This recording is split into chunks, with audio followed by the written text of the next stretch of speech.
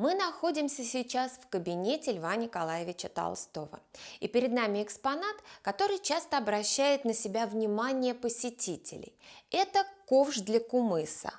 О нем и об истории его появления в Ясной Поляне мы сегодня поговорим.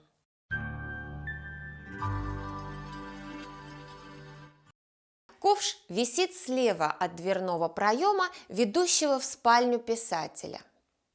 Резная ручка, неглубокий плоский черпак, цепь для подвеса из 23 звеньев, сделанный из цельного куска дерева. Как правило, такой ковш резали из капа, нароста на стволе или корнях деревьев лиственной породы. Причем особенной гордостью мастера была цепь, которая требовала особенного мастерства и упорства в изготовлении. Такие ковши были распространены у башкир. Их называют ижау. Ижау – специальная посуда для питья кумыса, кисломолочного напитка из кобыльего молока. Страстным поклонником этого напитка был Лев Толстой. Так случилось, что с детства Лев Николаевич боялся чахотки. Этот страх то затихал, то вновь возвращался, особенно когда умерли братья, сначала Митенька, затем Николенька. Андрей Евстафьевич Берс, врач и будущий тесть писателя, признав отсутствие у Льва Николаевича болезни, все-таки рекомендовал ему лечиться кумысом в Самарской губернии. И в мае 1862 года Толстой поехал на лечение кумысом. Писатель настолько был очарован привольной жизнью в кибитке на берегу реки Каралык, красотой степей, охотой, табунами лошадей, кумысом, добродушными, достойными башкирами, что в 1871 году в собственность приобрел участок земли. И позднее, в 1873 году, писатель приехал в Самарское имение со всей своей семьей. Интересные воспоминания о жизни на Самарском хуторе оставила старшая дочь писателя Татьяна Львовна. Она вспоминала. Папа, Степа, Ханна и даже маленькая Маша усиленно пили кумыс. С утра они отправлялись в кибитку, где их приветствовал утонченно вежливый и благообразный старый башкирец Мухамедшах Романович.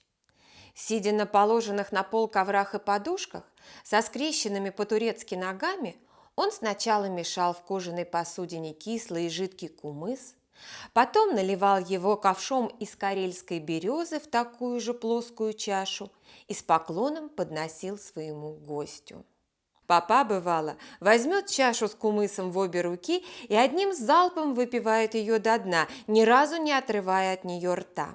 А чаша большая, вместимостью в целую бутылку, а то и больше.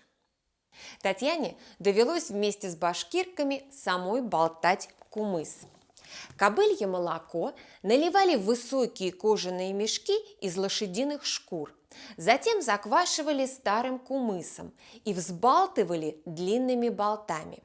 Чем больше болтали кумыс, тем он считался лучше.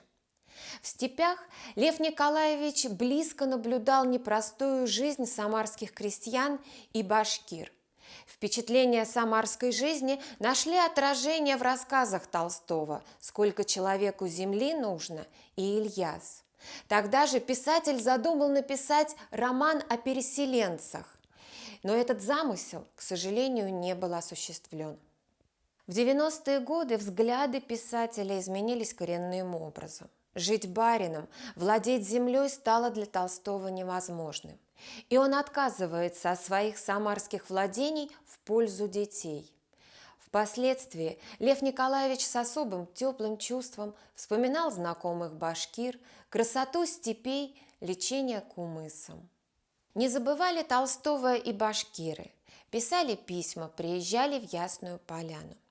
Так газета «Волжский листок» от 28 февраля 1899 года сообщала о том, что уфимец Арслан Гали Султанов посетил Льва Толстого в Ясной Поляне и преподнес ему в дар изготовленный башкирскими резчиками ковш, который и сейчас висит в кабинете писателя. На внешней поверхности черпака мы видим надпись на старо-татарском языке. Для старо-татарского языка использовалось арабское письмо.